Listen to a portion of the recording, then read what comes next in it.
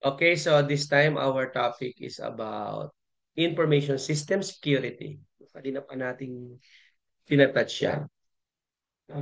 So information system security is all about protecting data, no, from passwords and bank details to company records, from hackers, viruses, or unauthorized access. Just like you lock your house to keep it safe, computers, phones, and company systems also need digital locks to protect important information.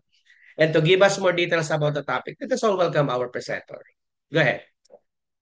Hello, good morning, Doctor. Good morning, classmates. My name is Eric Chun Kunanan.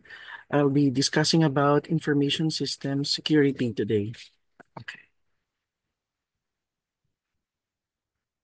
All right. So now, let's talk about first the importance of security in information systems. Actually, lack of security measures can make a system inoperable. And of course, it means na hindi natin siya pwede magamit. Cyber attacks can also lead to data breaches, financial losses, and reputational damage. And of course, kaya nga it's very essential na magkaroon tayo ng information systems na may strict security protocols to prevent these kind of threats. So why systems are vulnerable? Bakit nga ba? So initially, electronic data is more exposed to risk than manual storage. Ordinary na pag-store natin ng mga information. Poor management and environmental factors contribute to system vulnerabilities. And of course, yung mga common risks include unauthorized access, malware, software malfunction, and other more. So other common vulnerabilities include din yung mga errors or unauthorized access sa mga user, network breaches, allowing critical data theft or alteration, disruption caused ng mga cyber attacks, such as yung mga malware or denial of service attacks, hardware failures. So, syempre, isa rin yun sa vulnerabilities, poor configurations or criminal activity, yung software malfunction due to improper installation, programming errors, or illegal updates, natural disasters. Kasama rin yan, such as yung mga power outages, floods, or fires, and yung, of course, yung data storage on network outside the organization. Isama pa rin natin dyan yung mga yung paglabas ng mga mobile devices na nagiging portable na siya, and since portable nga siya, mas easier to lose or steal yung mga information natin. Alright. So internet vulnerabilities.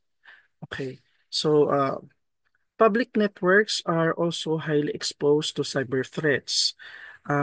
Tulad niyan yung mga unsecured VoIP communications, malware-infected email attachments, phishing scams targeting people or employees.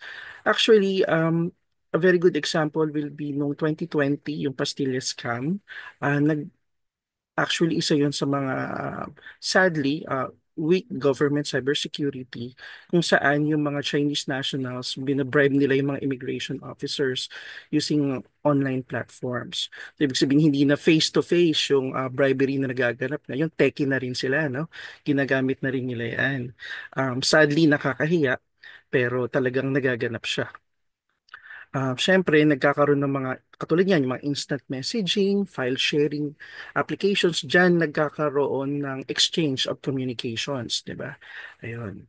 Tapos, meron naman tayong wireless security challenges. Ano nga ba yan? Yung mga public networks, uh, highly exposed yan sa cyber threats, di ba?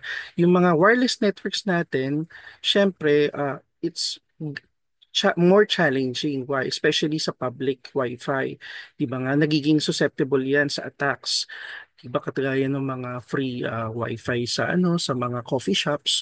So medyo sabi nga nila huwag kang mag-transact doon, especially kapag mas safer pa daw na mag-transact ng using your own data kaysa doon sa mga public Wi-Fi, especially kapag may kinalaman sa mga banking transactions, payments mo online, kasi yung chances are malaki yung probability na pwede kang, alam mo yun, pwede makuha yung mga other informations mo. Ayan. So, di ba nga nagkaroon nga nung tinatawag nilang NAIA Free Wi-Fi Vulnerability kung saan yung public Wi-Fi network na-report siya na unsecured.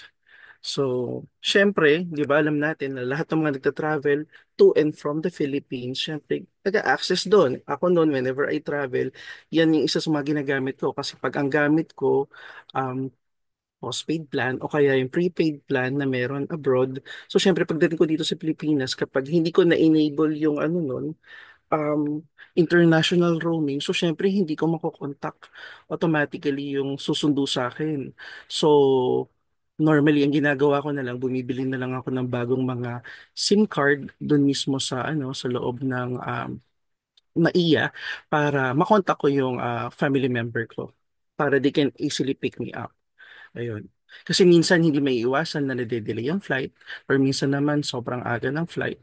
So, to protect myself na rin kasi syempre natatakot din ako sa mga ganyan. Mahirap na, 'di ba? Hindi naman tayo mayaman na tapos onti na nga lang yung bit-bit mo, tapos biglang mananakaw pa sa'yo online. So nakakatakot talaga siya. So I know na talagang ang tagal na ng technology but right now we are still struggling na ma-improve yung ating mga systems, especially kung paano natin ipe-prevent yung mga nagaganap na ganito, hacking, phishing, and all. Napaka-prevalent pa rin niya up until now. Gaya nga ng sabi ni Prof kanina, ang daming mga text messages sa atin. Marami tayong mga fake text messages ng mga phishing scams na nakukuha.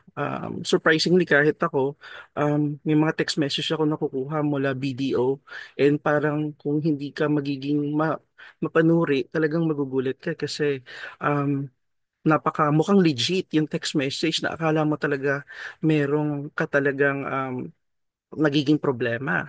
Kasi yun eh, yun yung atake nila eh, talagang medyo magiging emotional ka. Good thing na lang, wala akong account sa BDO. So talagang alam ko na hindi sa akin yun. At talagang ano lang talaga sila, may mga link talagang nakalagay doon to access your account. So talagang we really have to be really, really careful. Ayan. So let's talk about naman malicious software. So malicious software, this causes harm to our systems. Ang very good example nga dyan, ayan, na-mention dyan yung mga viruses.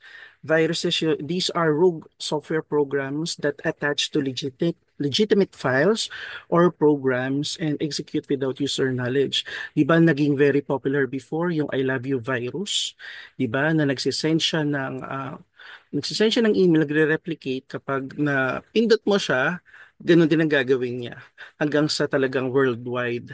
And actually, Pilipino yung, di ba, yung creator nun, yung nag-develop nung I Love You virus, isa nga daw yun sa parang thesis ata nung Pinoy na yon.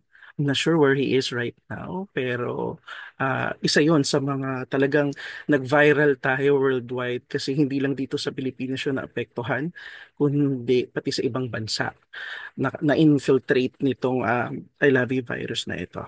And of course, we also have worms. These are independent programs that replicate themselves across the network, often causing widespread damage. Di ba normally yan, especially no nagsisimula pa lang ang technology, way back year 2000. So syempre, hindi pa naman talaga mobile lahat. So, wala pa tayong mga mobile phones na may internet access. So, kailangan mo talaga magpunta sa mga um, magpupunta ka doon sa mga computer shop. And doon sa mga computer shop, syempre, parang hindi pa sila ganun ka-advanced before. Halos minsan wala silang mga antivirus na naka-install sa mga computers nila. Tapos syempre, dahil nga multiple people, multiple users, yung mga tao, click lang ng click sa mga emails during that time or kung ano man mag-pop up doon sa screen nila. And normally, minsan, magugulat ka na talagang nai-infect yung buong network. Isang computer lang yung malagyan ng virus o malagyan ng Trojan worm, kumakalat na yung worm, nahahawahan na siya lahat. Ayan. So those are some of the um, challenges during those times na nagsisimula pa lang ang technology way back year 2000. Then, of course, we also have Trojan horses. These are programs that appear harmless but contain malicious functionalities. And of course, spyware. These spyware secretly tracks user activities and collects data without consent, which is nakakatakot yun. Kasi syempre, di ba, nowadays talagang we rely mainly sa internet para di ba sa mga transactions natin, especially sa bangko, pagbili natin ng purchases natin tungkol sa mga Lazada, Shopee, lahat online na natin ginagawa. We want everything convenient na. Unlike before na talagang pupunta ka sa mall para bumili ng isang product, or talagang pipila ka, pupunta ka ng bangko na pagkahaba-haba nung transaction dun sa bangko, aabutin ka ng oras-oras, lunchtime na, ang layo mo pa. But nowadays, isang click lang, nandun na. And syempre, di ba, andun yung fear mo. Um, Kagaya ng mga nangyayari kahit sa GCash, 'di ba? Minsan, 'di ba nga napaka-rampant noon in the past na nagkaroon ng mga nawawalan ng mga kumbaga pera sa mismong GCash. So, although sabi nila mas secure na siya, marami na silang mga kumbaga inilalagay ng mga security. But then ako personally, hindi ako naglalagay ng ganong kalaking amount sa GCash kasi I don't wanna take that risk.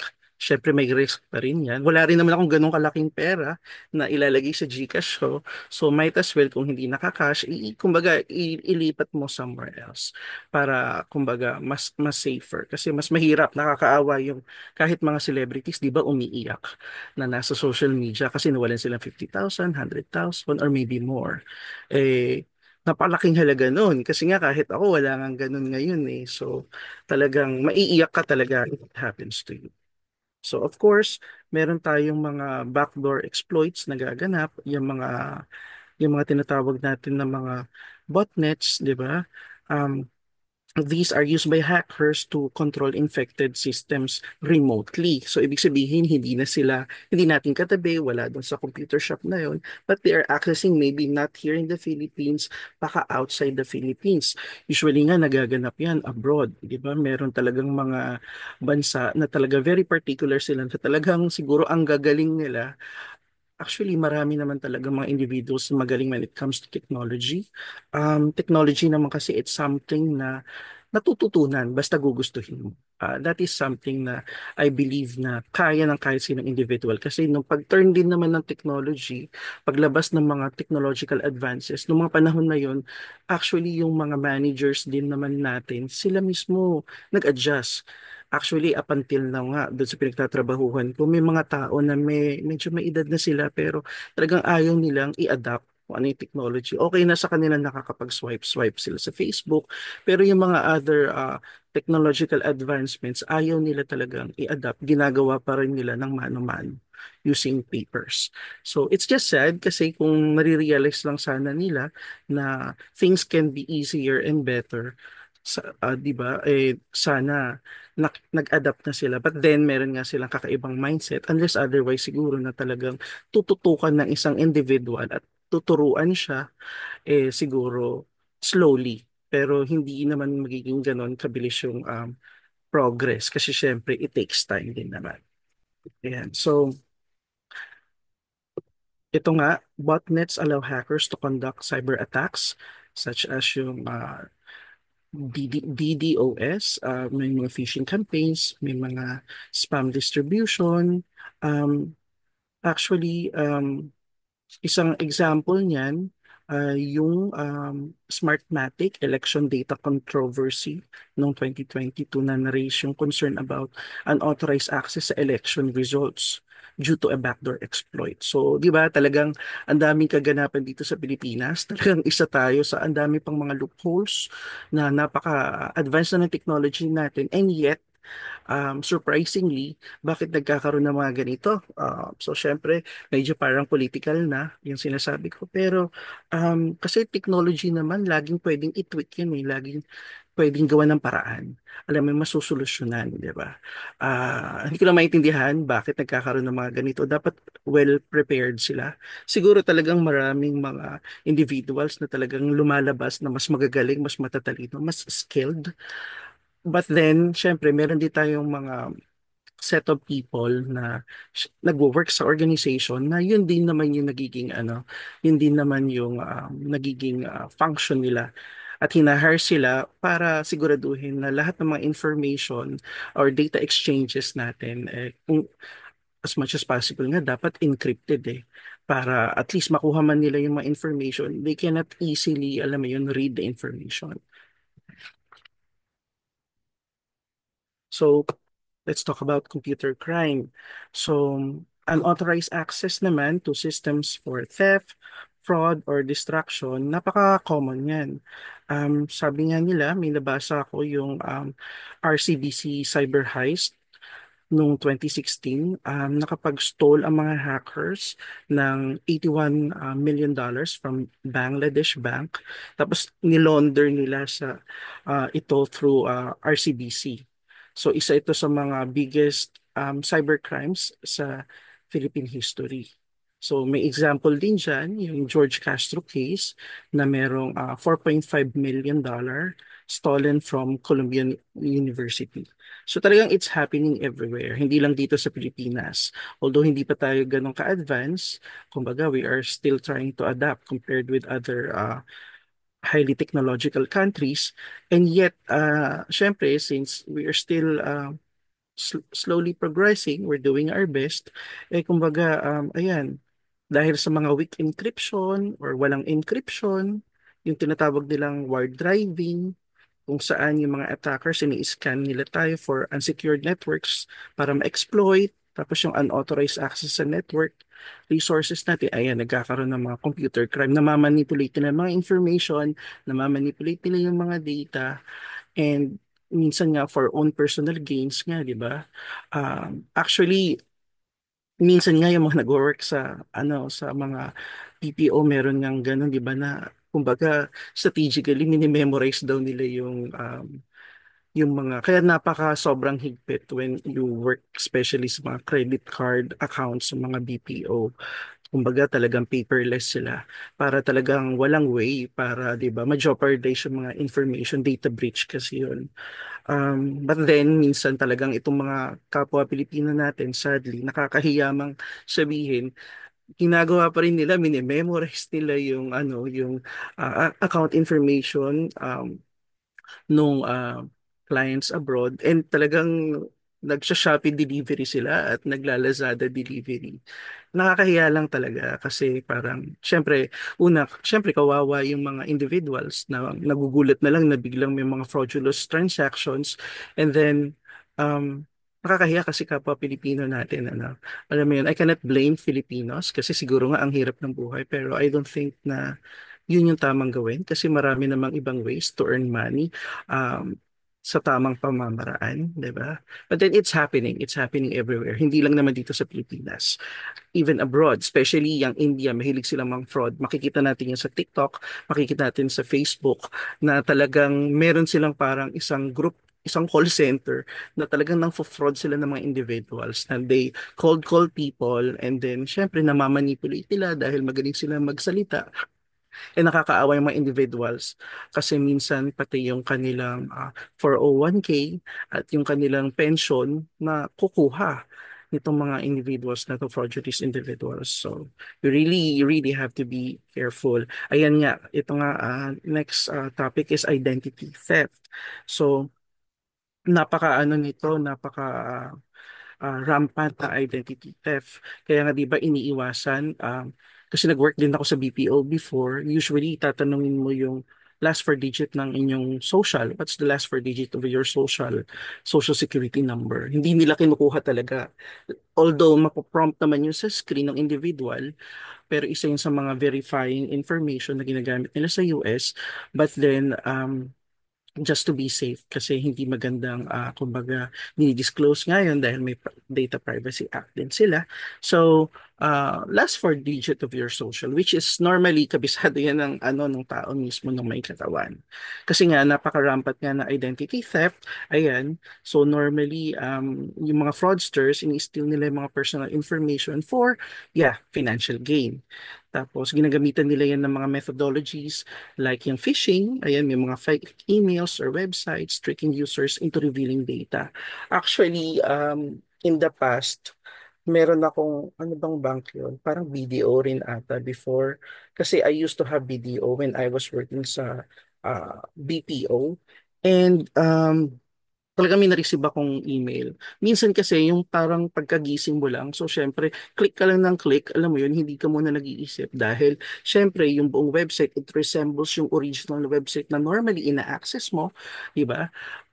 Click lang ako ng click, tapos meron ata akong na-click, tapos nag-login ako, and surprisingly, wala na yung mga information. Normally kasi parang 'di ba, from one screen to another, lilipat ka tapos parang hindi nagpo-populate yung normal screen na nakikita ko. So natakot na ako.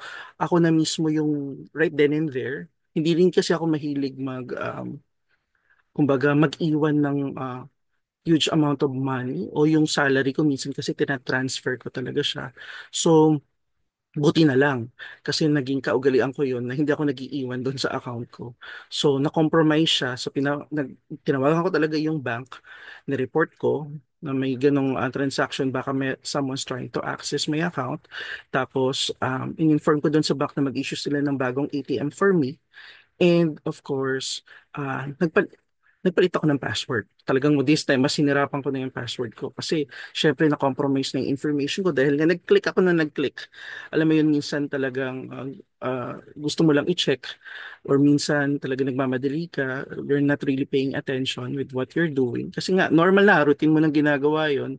And yet, yun yung mga opportunities na hinihintay nitong mga um, individuals na to para syempre makakulimbat ng money, alam mo yun, tapos makuha yung mga information na kumbaga medyo-jeopardize yung buhay mo kapag nagkaroon ng ano yan, ng mga big financial losses. Much more kung ano yan, kung isang malaking organization na, 'di ba, na talagang maraming information at stake and syempre yung mga secrets ng isang organization na hindi dapat ma-divulge or malaman, eh pwede nilang ma-extract, 'di ba? At pwede nilang ma-navigate.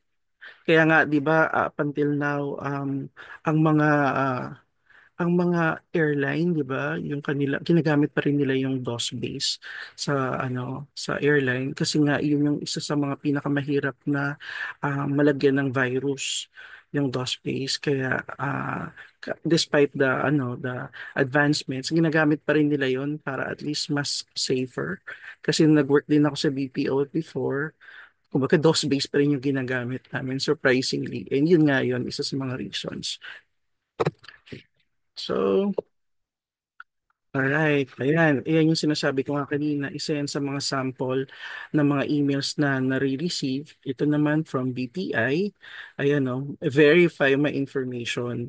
So ayan, meron siyang bogus na link na nakalagay na once na naklik yan nung isang individual, especially kapag yung isang tao hindi siya very techy, especially yung mga older folks natin, di ba? Kaya minsan kailangan talaga natin silang i-assist. Although minsan nakakainis kasi nga ang hirap nilang turuan tas ang bagal, di ba? Pinababayaan natin. But then kung minsan nakakaawa kasi kapag naging victim sila niyan, kawawa naman, di ba? Baka yung pension nila or yung kumbaga pinaghirapan nila all those years ng kabataan nila nandun sa account na yun, eh baka mawala. Sayang naman, di ba? At if in case na ano naman tayo, try nating humabol doon sa bank, it takes a lot of time and minsan hindi nagagrant, 'di ba? Hindi nagagrant na i-return sa atin yung money natin. So talagang it's a huge loss, 'di ba? Talagang maiiyak ka na lang once na mangyari sa iyo ito. So now let's move on to click fraud.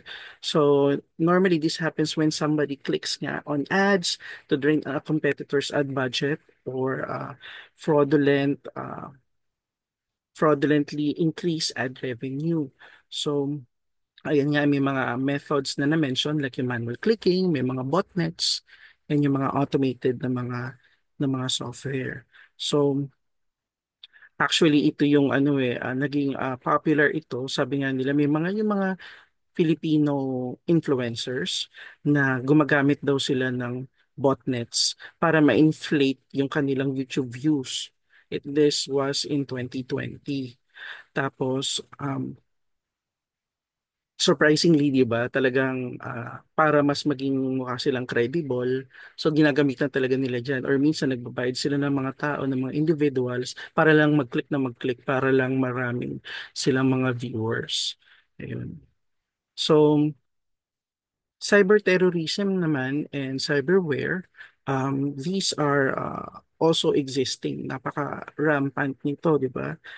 Sabi nga diyan, for example nga yan, yun sa US Department of Defense, normally it faces 250,000 hacking attempts per hour, di ba? Grabe.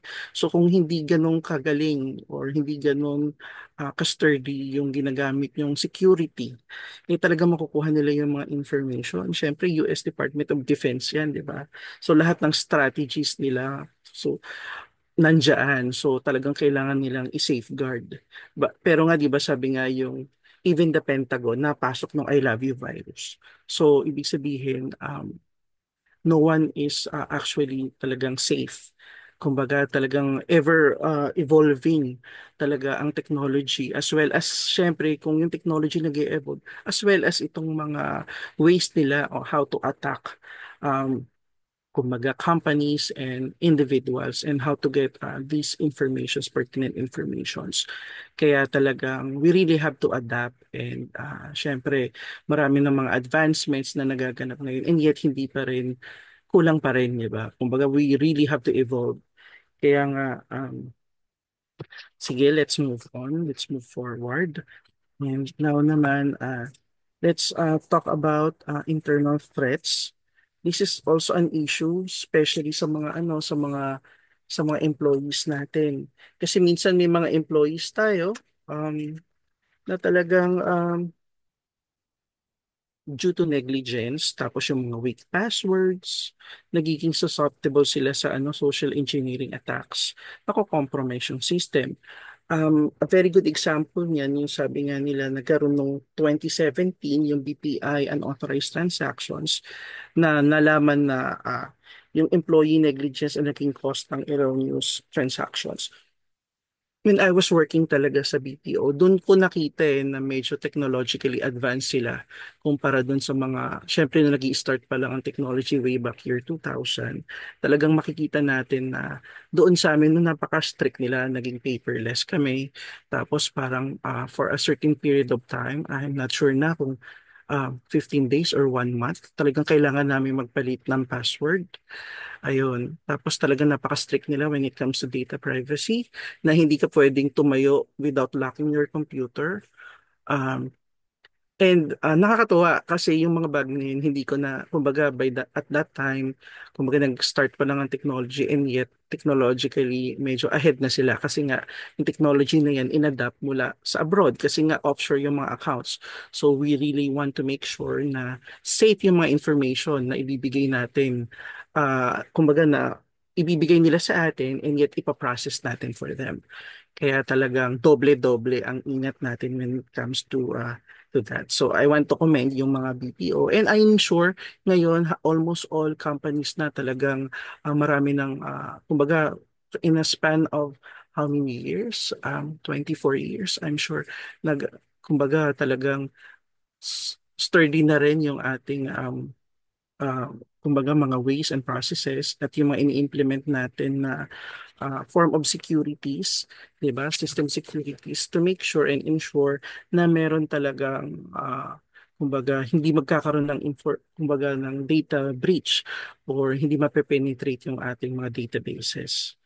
Ayan. So, yun nga, gaya nga ng na-mention dyan, ayan, no, meron pa ring software vulnerabilities kasi nga, may mga flaws pa rin, saka gaps. And yet, kailangan pa rin nating, kumbaga, mag-evolve. Ayan. At i-improve kung ano man yung currently meron tayo. Especially sa banking, sa healthcare, even dun sa mga sectors ng insurances. Just imagine nagbayad ka ng ano mo no ng VUL mo tapos to find out lang na later on pag magki-claim ka na dahil nag-mature na yun, wala kang makiklaim. So talagang it's really scary. Alright. So, ayan, ito naman yung mga electronic evidence and computer forensics. Napaka-crucial niyan actually sa mga legal cases and security management. Kasi nakikita natin yung mga evidences na yan nowadays, di ba? Sa mga emails, sa mga hard drives, e-commerce transactions, di ba? Nakikita natin sila lahat doon. And yun nga, ayun, as mentioned, courts rely on both digital and traditional records. Dati papel-papel lang. Pag walang papel, ibig sabihin wala kang evidence kahit, di ba?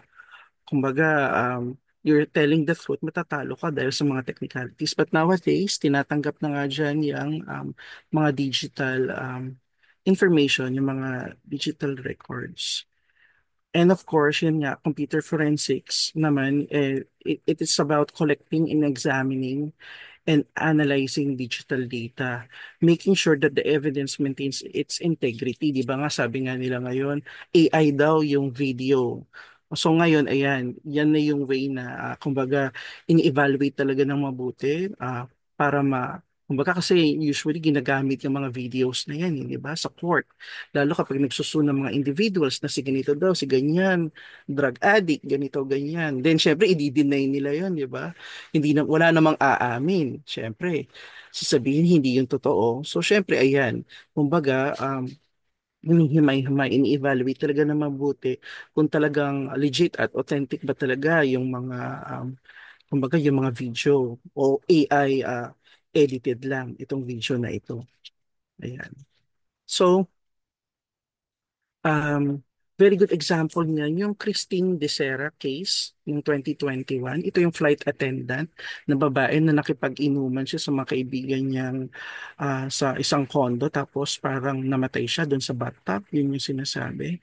Na sabi ng mga investigators dito, na-retrieve nila yung mga deleted messages na nakatulong para ma-solve yung case. So naging napaka-controversial nito kasi parang ang sinasabi, naputukan daw ng ugat itong si Christine.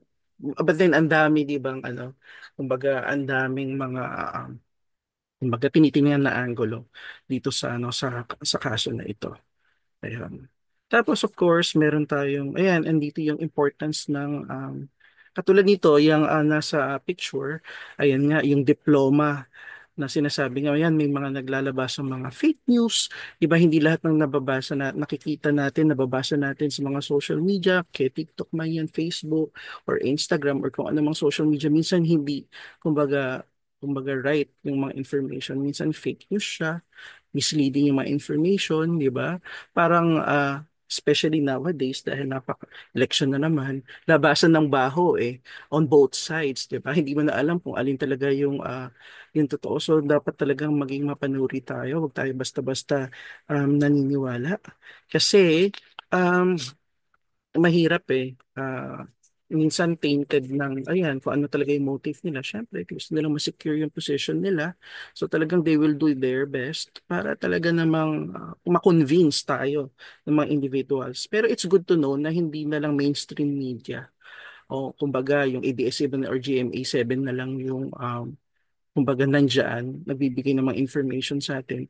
Kasi right now, nakikita nga natin sa social media, di ba sa over the internet, may mga information tayong nakukuha na live at talagang minsan commentary, personal point of view ng mga individuals. So kumbaga, hindi na nila tayo basta-basta kayang i-manipula. Alam mo yun? So let's just all be very careful sa mga information na nakikita natin. Sabi nga, 'di ba? May mga fake news, so kailangan magkaroon ng mga fact-checking. Ayan, kasi talagang rampant na 'yan. Talagang ilalabas at especially election, ilalabas nila yung mga ganyang kasiraan ng kung sino-sino. Ma-secure lang nila yung kanilang pansariling interest. Ayun. So, ayan, meron naman tayong tinatawag na computer forensics yan, na-mention ko nga a while ago, yung involving ng collecting, examining, authenticating, analyzing digital data to ensure the integrity of the evidence. Ayan. And of course, meron tayong tinatawag na establishing framework for security and control. So, security measures alone are insufficient without risk understanding. So meron tayong tinatawag na effective security strategy.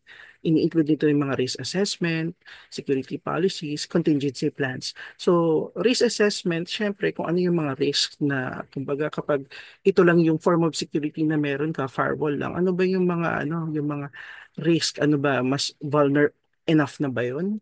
Na meron ka lang tinatawag na firewall or kailangan meron pa rin tayong mga nakalagay na install ng mga antiviruses sa mga individual computers natin or ano pa na pwede nating idagdag to make sure na hindi lang double, hindi lang triple. Kumbaga talagang foolproof na walang magiging data breach, di ba?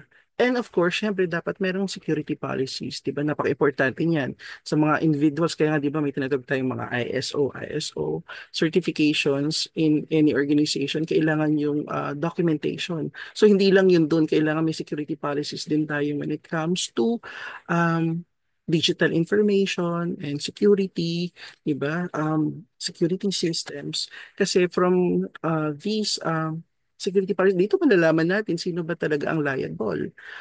Negligence ba yan ng isang individual dahil iniiwan niyang hindi nakalock yung kanyang PC kapag tumatayo siya sa kanyang workstation o talagang naging lax lang yung IT department dahil hindi sila nag-implement ng sturdy security systems. So kailangan meron tayong mga security policies. And of course, may contingency plans. Kasi yun nga, before kasi nga, gaya ng sabi kanina sa history, mainframe computers, during those time, paano nung time na lumindol? Paano nung biglang, 'di ba, nabasag tapos yung yung glass window tapos nabasa yung mainframe computers. Paano na yun? Asa ang backup natin? Kaya nga meron na tayong cloud computing para syempre yung information natin, hindi lang, kumbaga, hindi naman kasi lahat afford na magkaroon ng servers dahil sobrang mahal nun, yung maintenance nun, iba. Tapos yun nga, mga contingency plans, what happens kapag lumindol, gumuho yung building, yung mga ganong bagay, yung mga acts of nature na hindi natin masasabi, minsan babaha, mafa-flood, mababasa yung yung kumbaga yung server natin, kung saan naka-stall yung server natin. So, kailangan gumawa talaga ng mga contingency plans para malaman natin kung ano yung mga, kumbaga ano na rin to contingency plans, ito na rin yung magiging way natin, parang sense of foresight natin na makita natin, mapaghandaan natin kung ano yung mga possible na pwede pang mangyari just in case na may maganap na unexpectedly. Kasi 'di ba, sabi nga non-stop kung 250,000 attempts in one day. Kumbaga that's the US defense, pero hindi ibig sabihin nun dahil hindi tayo ang US defense kumbaga free na tayo at talagang makakaligtas tayo sa kanila. Ayan. So information systems, ito yung sinasabi ko nga kanina a while ago, yung BDO, talagang may mga nare-receive tayo na mga scam emails. So may mga links talaga na i-update doon natin information natin. So syempre kailangan nating normally mag-log in dyan and ayun na, doon na magsisimula yun, yung mga information natin na hirap na tayong maka-recover. So now let's talk about naman information systems control. So may two main categories yan. Yung first, yung general controls. It applies to IT infrastructure, including software, hardware, and policies. And of course, yung application controls. It ensures data integrity in specific applications like yan, payroll, order processing. Naku, katulad sa amin, we have 20,000 employees. Just imagine kapag, di ba, yung aming payroll syempre 'di ba isang araw pa nga lang mali yung sahod mo talagang mawiwindang ka na 'di ba kasi marami rin tayong mga binabayaran 'di ba marami tayong mga responsibilities 'di ba may mga bills and utilities 'di ba may mga pinag-aaral 'di ba o pambayad ng bahay so isang araw pa lang na ma-delay yan talagang catastrophe na yun sa individual what more pa doon sa mismo organization kapag nabawasan ng isang zero yung salary mo talagang iinit ang ulo mo. And normally, hindi naman ganun kabilis yan Especially sa amin, sa government, kapag nahuli ka ng pagbigay mo ng DTR mo, daily time record, dahil hindi siya updated or may mga discrepancies, magiging special payroll ka. And normally, yung special payroll namin, hindi yun automatically maa-adjust next paycheck. Ang mangyayari doon, normally, inaabot sa amin ng 2 to 3 months kasi mano-mano siyang gumagapang. So, sa organization namin, talagang this time, sa pamumuno ng current mayor ng Quezon City, talagang we are really trying to adapt yung digitalization. Kahit kami sa HR, right now, ongoing aming HRIS, yung, di ba? Since year 2000. Pero kasi minsan, kapag nagbabago nga yung, yung mga kumbaga, itong mga kandidato or yung mga namumuno, minsan iba kasi yung kanilang priorities, hindi nila binibigyan ng ganong budget. But then, yung current na mayor ngayon, talagang binadgetan niya yan. So ngayon, ongoing yung pag-transfer namin ng mga information, even ang aming records, hindi pa siya digital. So talagang still, napakalayo pa ng aming kumbaga, marami pa kami kakainin bigas, di ba? So, ang dami pa ng aming mga advancements na gagawin. So, talaga nag-a-adjust pa kami kasi ang hirap, puro papers, di ba? Especially sa government. Although meron kami mga systems na ginagamit na like sa payroll, but then hindi siya integrated. Hindi kagaya na nagtatrabaho ko sa abroad na everything is seamlessly integrated pati dun sa mother unit namin sa US. So dito sa Pilipinas, sa amin, kumbaga, we're still starting. But at least, di ba, that's kumbaga big leap na yon towards the future. Kasi syempre, kung hindi sisimulan ngayon, kailan pa? 2024 na. 2025 na nga di ba? So, 25 years ago na. Ayun. So, memory lapse 2025 na nga. Alright? And of course, risk assessment, yun nga yung sinasabi ko. Organizations must identify assets requiring protection, di ba? Evaluate vulnerabilities and determines cost-effective security strategies. Ayan, kasi hindi naman lahat ng organization can afford. Di ba? May mga big organizations. Dun sa previous company ko abroad, ang nag-i-implement ng kumbaga ng system security namin doon sa IT infrastructure, talagang kinomission namin si Accenture. But then, after 3 years, hindi na namin sila ni-renew kasi nga medyo pricey si Accenture, napakamahal niya. So, to be cheaper, IBM naman. Medyo mas mura-mura si IBM. Alam naman natin yan kasi kahit sa pag-offer ng salaries dito sa Pilipinas, yung mga nag-work sa Accenture, medyo slightly sila, kumbaga mas malaki-laki yung salaries niyang isang database programmer kumpara sa isang programmer na nag-work sa IBM na medyo talagang maliit.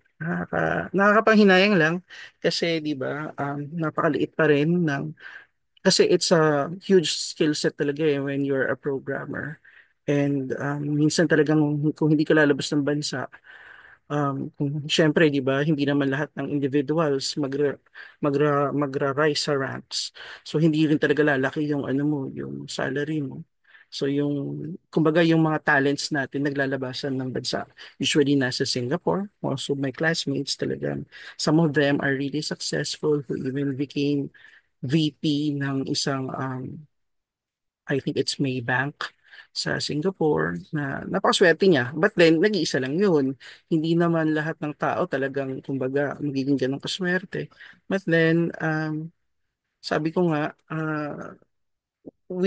magandang kumbaga training ground yung Pilipinas kasi since we're starting.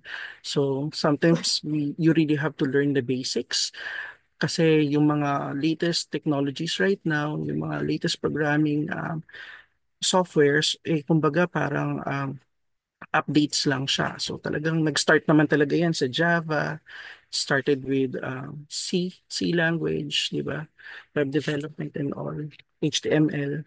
Ayan. Much easier na nga lang ngayon kasi kahit nga AI kaya na mag-program. So nakakatulong na siya. But then, I think wala pa rin makaka-replace sa individual. Yun nga lang si AI mas mabilis. Mas mabilis na nga lang yung nagagawa. Of course, ayan, the role of auditing, um, management information system audits, or assess security effectiveness, evaluates data security, system vulnerabilities, and employee training, identifies security weaknesses and ranks control gaps, leads to implementation of corrective measures. Ito nga, security policy defines the security objectives and methods for safeguarding digital assets. These includes classification of threats, acceptable risk levels, data retention policies, and AUP, acceptable use policy. These are sets of user responsibilities for company resources. Yun. And ito nga, like what I mentioned, yung mga disaster recovery and business continuity planning, syempre, focusing on restoring IT systems. Siyempre, kailangan may backup, di ba? Kahit tayo sa computer natin, hindi tayo pwede mag-rely kasi minsan magiging blue screen na lang siya. Or minsan biglang nagkaroon ng power surge, biglang nag-shutdown, hindi mo siya na-save. Kaya laging importante na meron kang backup. Minsan meron copy sa server, but then minsan hindi naman natin sinisave mostly sa server, di ba? Or sa network. So kaya ako laging may nakasaksak sa akin na USB kasi nga ang hirap eh. Right now, ginagamit pa rin namin Microsoft Excel dahil wala pa nga kaming mga system na ginagamit. So talagang pag nawala yun sa'yo, uulit ka. And sayang naman yung time and effort mo. Diba? Ayun nga, redundant yan. Sa amin, minsan, manghihingi ng mga sino ba ang dapat makakuha ng sabihin natin na mid-year bonus. So, may memohan na naman, mano-mano, yung aming buong organization, tapos magsasubmit sila ng mga list, tapos i-verify na naman. Tapos susunod, sino naman ang dapat maka-receive ng Christmas package, so ganun na naman. So, alam mo yun, talagang duplication of work. So, napakalaki talaga ng tulong na meron na talagang system na ginagamit para syempre mabawasan na yon kasi duplication of work siya. And of course, yun nga, um, we cannot predict what will happen tomorrow, especially yung mga disasters. So, kailangan maging ready tayo. Um, Business continuity planning nga ensures critical operations resume after disruptions. Diba? Life must go on, kumbaga the show must go on. And of course, yung work natin, hindi naman pwedeng dahil nawalan ng kuryente ngayon, wala nang pasok or mag-uuwian na or wala na tayong gagawin. So, katulad sa BPO, di ba? Napaka-importante nun eh. Per second, per minute, dapat talagang nasasalo mo nga yung bawat calls or nasasagot mo yung bawat emails, di ba? Or nag-generate mo yung tamang reports. So, kung magkakaroon ng downtime dito sa atin, di ba? Talagang nagkakagulo sa sa operation, sa production. Talaga ang ingay nila, di ba? Kasi nga, pero but then may mga contingency plans. Yun nga yung sinasabi na dapat may contingency plans, may mga plans tayo na develop through business impact analysis. Ayan. So, technologies naman for protecting information resources. Okay. Um, Ayan nga, andito yung security tools. Ensuring data protection, system integrity, kasi kailangan natin masigurado na yung mga information, hindi lang information, yung mismo system na ginagamit natin, reliable ba talaga? Ayan, no, reliability. Tapos, andyan yung mga tinatawag nating identity management, katulad yung firewalls, di ba? Napaka-importante niyan. Intrusion detection systems, automatic, di ba? Kapag meron nagtatry mag-access, minsan may nagpa-pop up dun sa computer natin. Yung pala may worm na pala, no? Na nagsisirculate doon sa buong network system. So, ayan, napaka-importante nun. And of course, may antivirus. Siyempre, yan, katulad yan, yung pagpasok-pasok natin ng mga USB, pag-download natin, di ba kahit nga sa email, may nakalagay doon na this is a suspicious phishing email, merong mga kumbaga kung hindi naman talaga siya yung legit na email na nare-receive natin mula doon sa company natin, meron ng mga prompt na lumalabas na ganun. Yung mga security measures na na-implement at ginagamit ang ating mga companies para ma-identify natin. Now, if we can verify na talaga namang kumbaga safe at legit naman yun, so we can, di ba, usually may options lang naman doon. Or minsan kung talagang nakalock siya, kakailanganin mo tawagan ang security para sila ang mag-verify at i-unlock ito para ma-access natin yung mga information. Ayun. Ayun. Tapos, ayun nga. firewalls, IDs, and antivirus software. So, ayan, ito yung mga very popular, yung mga companies na yan na nagpo-provide sa atin ng antivirus na normally dina-download kahit noon, way back. Yan, yung Bitdefender, yung Sophos, Norton, Avast, McAfee, di ba? Trend Micro, sila nagpo-provide sa atin ng, kumbaga, protection para, di ba, maprotection na natin yung ating system. Ayan. Sila yung nagde-detect, nagre-remove ng mga malware na yan. Tapos syempre, kailangan natin silang regularly or minsan pwede nating automatically mag-i-scan sila for a certain period of time. Basta kung ipa-prompt lang natin siya. Ayun, para ma-monitor din what's going on, especially sa mga computers natin. Ayun. So, of course, yun nga, meron pa rin nagaganap na identity management. Ayan, identity management and authentication. Organizations use this identity management software to streamline access control. Authentication methods, ayun nga, yung passwords. Although yung passwords na yan, prone to breaches and security risk. May tinatawag tayong tokens. Devices generating one-time passcodes, normally nare-receive na natin ito. Di ba kapag nag-open tayo ng mga secure sites or kaya email sa bahay, wala tayo dun sa network natin, minsan nanghihingi ng security token or pag may ina-access tayo kahit Facebook, nanghihingi ng mga security token yan para masigurado na usually may option, di ba? It's either makukuha mo sa alternate email address mo or minsan marireceive mo via text para siguradong ikaw yun at mai-input mo yung tamang information. Kaya nga, di ba, minsan yung mga fraudsters na tumatawag sa atin, hinihingi yun, ano yung na-receive mong passcode or token. Ayan, yun. Once na ibinigay mo yun, ayun na yun, katapusan na ng mundo. So, anyway, meron din mga smart cards. These are embedded chips storing encrypted access permission. Tapos yun, biometric authentication, fingerprint, facial recognition. Sa abroad, ginagamit na nga nila yun, yung facial recognition. Kasi nga, natatamper pati yung fingerprint. Lahat na lang talaga. Ang galing-galing ng mga tao, no? So, ginagamit na nila ngayon iris scanning. Alam ko nakikita na natin yan sa mga movies, sa mga James Bond movies, sa mga movies, 'di ba, na gano'n, na high-tech. Pero ginagamit talaga nila yan para ma-authenticate yung mga passports. So, next time na pupunta ka sa bansang yun, talagang automatically, hindi mo na nga kailangan pang pumili. I-scan na lang nila yung, yung mata mo. Yung iris mo, tapos itatap mo lang na ganun yung passport mo kasi may chip embedded na yung passport, then automatically pass through ka na dun sa sa immigration gate. Ayan. So ayan, may Unified Threat Management or UTM systems. So ito naman yung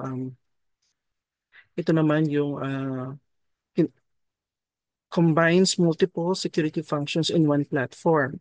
So all-in-one na siya. Andito na yung yung firewall, may VPN na siya, may IDs, may content filtering, anti-spam software. Ang mga leading providers nito, ayan, yung Checkpoint, Fortinet, Cisco, Juniper Networks. Ayan. Tapos, ayun nga, VPN, no? Usually ginagamit ito kapag yung yung unsecured yung pag-access mo ng internet, although hindi ibig sabihin libre masaya na, di ba? Kailangan masigurado mo na safe ka din. And normally may mga VPN naman na download, minsan libre lang siya. May mga VPN naman na you have to subscribe para at least protectionan ka, hindi automatically yung mga information mo or i-exchange mo ng information makukuha nila. Ayan.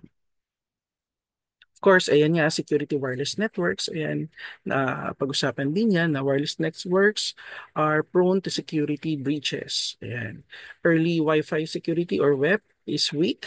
Yung businesses should use, yan nga, ito yung sinasabi, WPA2, Dynamic Encryption for secure connections.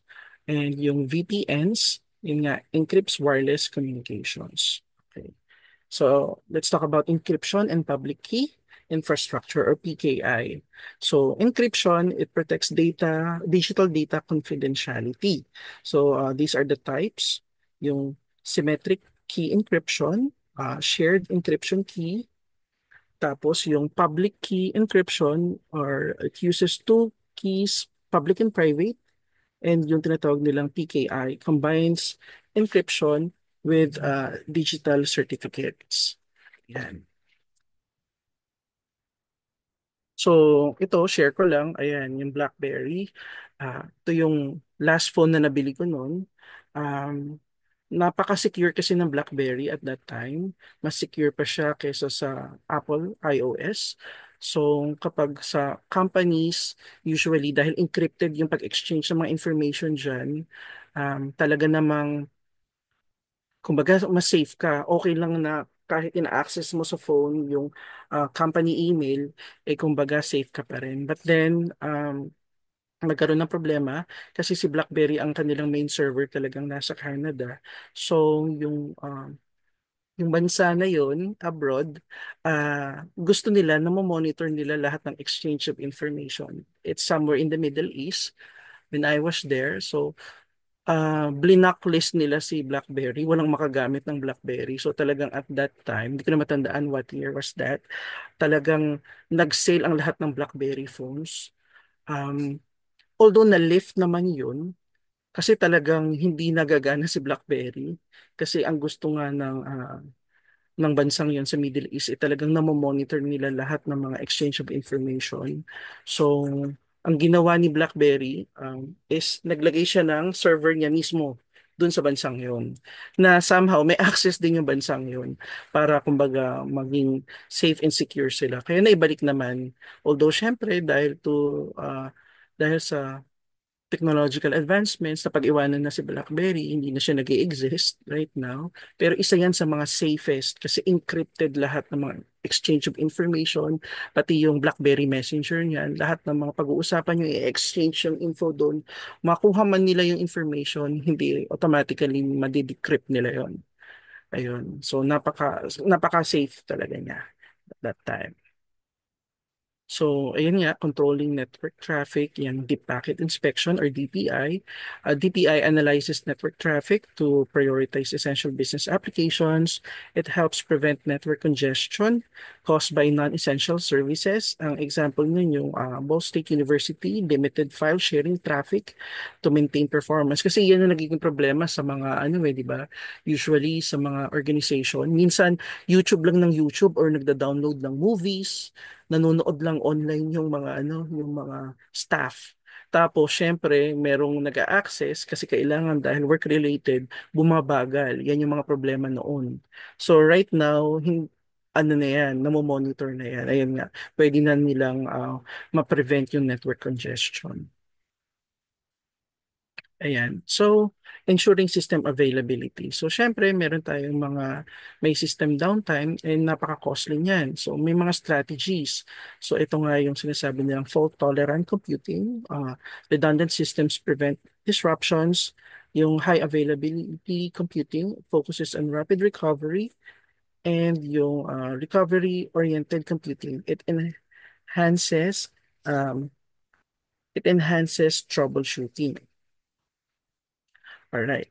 So itong mga UTM na ito, um, well, yung example niyan is yun nga, yung na-mention kanina, yung Checkpoint, Fortinet, same familiar names, di ba, na talagang sila yung nagpo-provide ng mga protection, di ba, and to help us with our systems.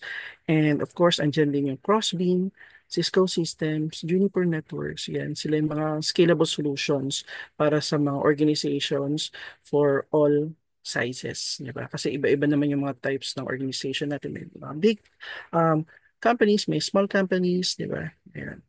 So, let's move forward. Security outsourcing. Ayan. So many firms, especially small enterprises, lack resources or expertise to secure computing environments. So security tasks are often delegated to managed security service providers or MSSPs. These monitor networks, assess vulnerabilities, and implement intrusion detection system. So, ang very good example niyan is, ayan nga, yung SecureWorks by BT Managed Security Solutions Group, Symantec. And of course, example din naman natin dito sa Pilipinas, yung Ayala Group, meron silang outsource cybersecurity services, IBM. Ayun naman, sa kanila ginagamit nila para may better risk management. Kasi minsan, napaka-costly yun para sa isang organization, kahit malaki ka ng organization, na mag-employ at mag-hire ng mga individuals at magbigay ng mga perks and benefits. So, syempre, yung, di ba, yung further education nun, trainings nun, hindi mo maipo-provide. So, syempre, kung hindi siya magiging updated, di at risk ka. Ikaw yung mamomroblema. So, nag-hire na lang sila, nag-outsource na lang sila. Uso naman ngayon na outsourcing, di ba, ng mga companies who will provide manpower na talagang merong credibilities with the right, kumbaga, manpower talent. Tapos, meron na silang um, right experience, saka right tools na ipinaprovide na mismo and right trainings na pinaprovide mismo ng company. Ayun. So, security issues for cloud computing and mobile digital platforms. Um, as more organizations move to cloud computing, it's essential to ensure data security. Cloud providers manage infrastructures, but companies still need to encrypt data and ensure compliance with security standards.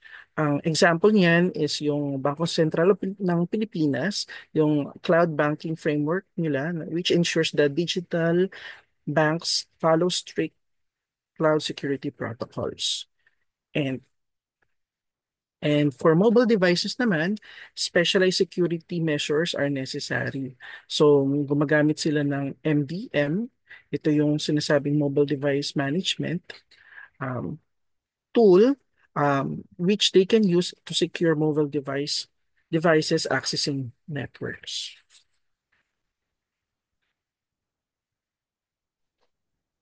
Alright, security in the cloud. Kanina, di ba, napag-uusapan na natin yung cloud na yan, di ba?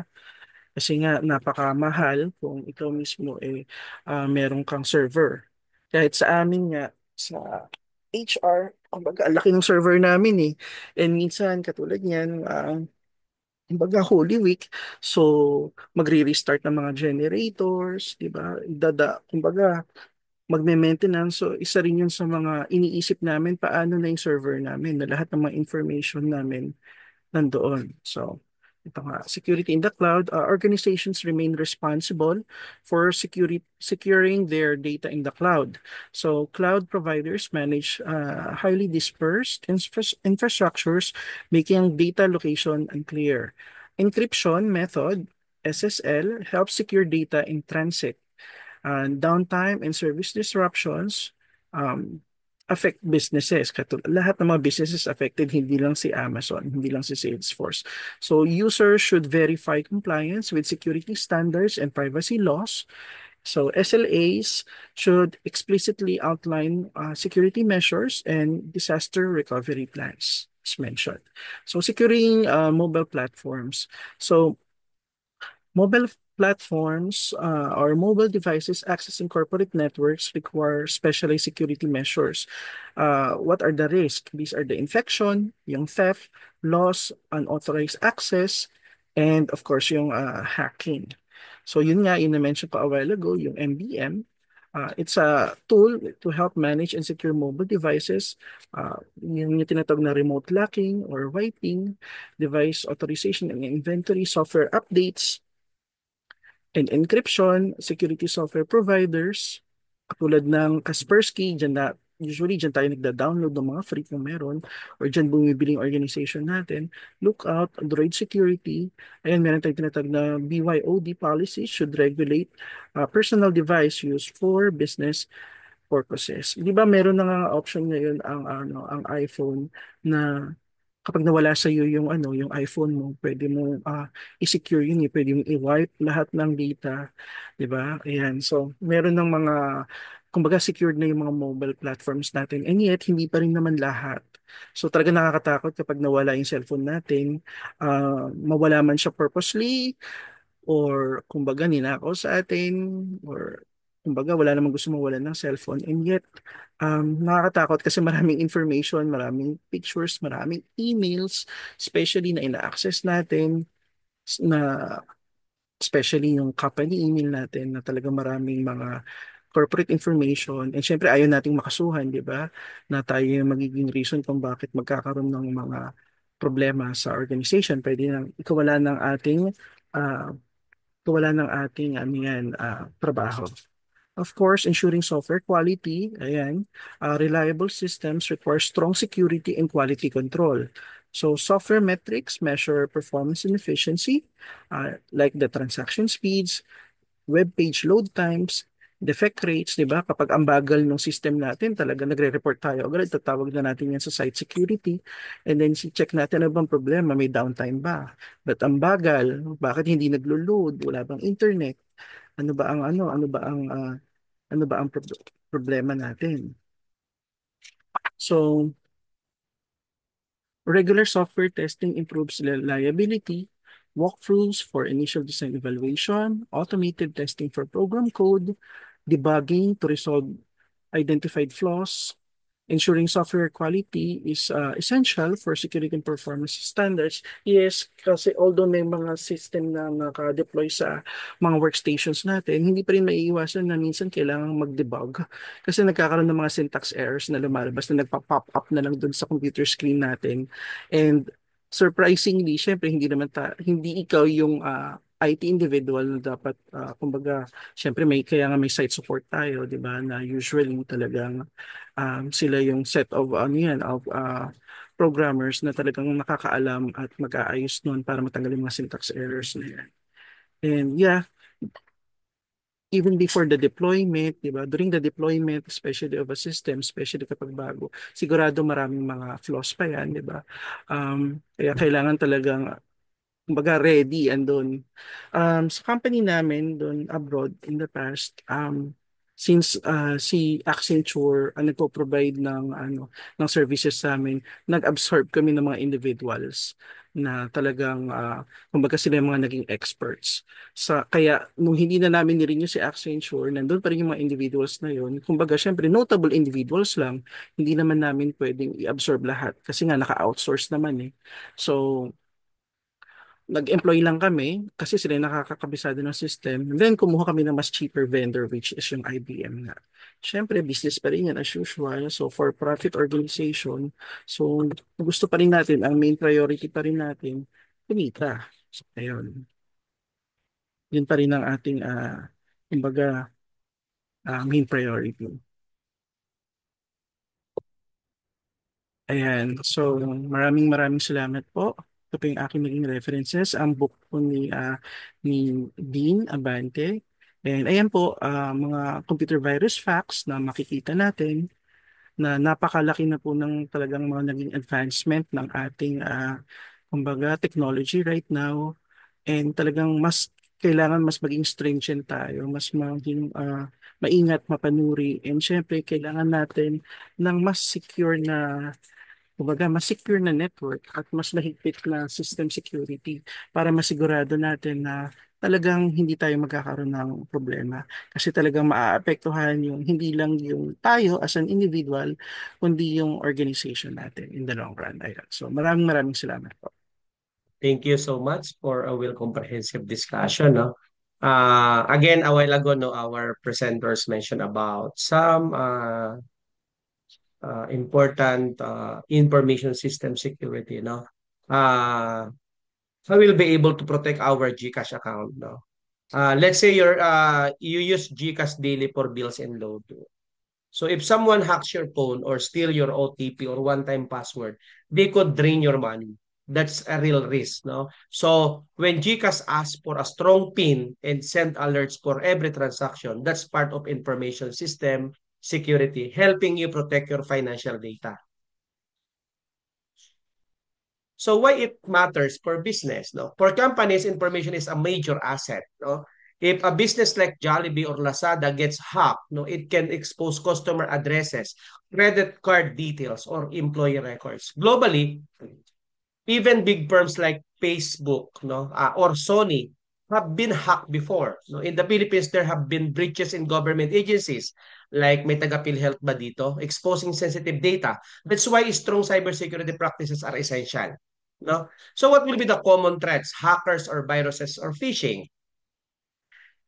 Many threats exist. No? Viruses that damage files, no? Phishing emails that trick you into giving your password, or hackers who try to break into your system. Let's say, for example, someone might send you an email pretending to the BDO, sabi nga ni sir, asking you to verify your account. So if you click the link, your data might get stolen. That's why awareness is part of security. Okay? So how organizations protect their systems? Now, international companies invest heavily in cybersecurity using firewalls, encryption, multi-factor authentication, and security audits. Now, in our country, companies are starting to do the same. Banks, schools, and hospitals are beginning to hire IT security officers to watch over their data systems and prevent breaches. Kaya lang, right now, meron tayong kulang na tao, na expert para sa cybersecurity. Kaka-open lang ng mga state universities and colleges or kahit mga private universities ng BS Cybersecurity or IT major in cybersecurity or ComSci major in cybersecurity. Now, so the Philippine laws that help protect data, we have laws like the Data Privacy Act of 2012 or RA 10173, which tell companies how to properly collect, store, and protect your personal data. If someone leaks, no, or misuses your data, they can be fined or jailed. Ang laki-laki ng nakalagay na penalty doon. And this law applies to schools, businesses, hospitals, and even government agencies. It's meant to give Filipinos more control over their personal information. Some example from school setting.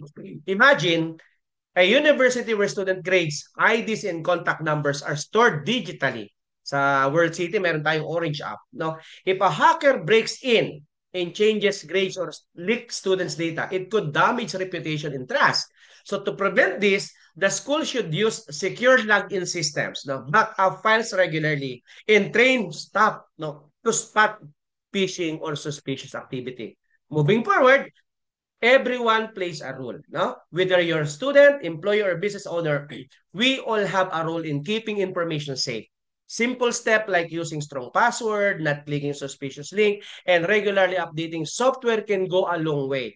Globally and locally, cybersecurity awareness is growing, and the more we understand how systems work and how they can be attacked, the better we can protect ourselves and others. So, information system security is all about protecting sensitive data from digital threats such as hackers, viruses, and phishing scams. Whether it's a large corporation, a small business in the Philippines, securing data like customer information, financial records, and login credentials is critical. Real-life examples like protecting your GCash account or a university safeguarding student grades highlight how everyday activities rely on good cybersecurity practices. No? Globally, companies invest in technologies like firewall and encryption, as I mentioned, while the Philippines also enforces the Data Privacy Act to ensure that personal data is handled responsibly. As the digital world continues to grow, so do the risk. Everyone, from employees and students to business owners, has a role in protecting information system. Even simple actions like using a strong password, being cautious of suspicious email, and regularly updating software can make a big difference with so with the rise of online services in both local and international setting, awareness and proper security practices are more important than ever to ensure trust, safety, and continuity in the digital age. Okay? Thank you so much for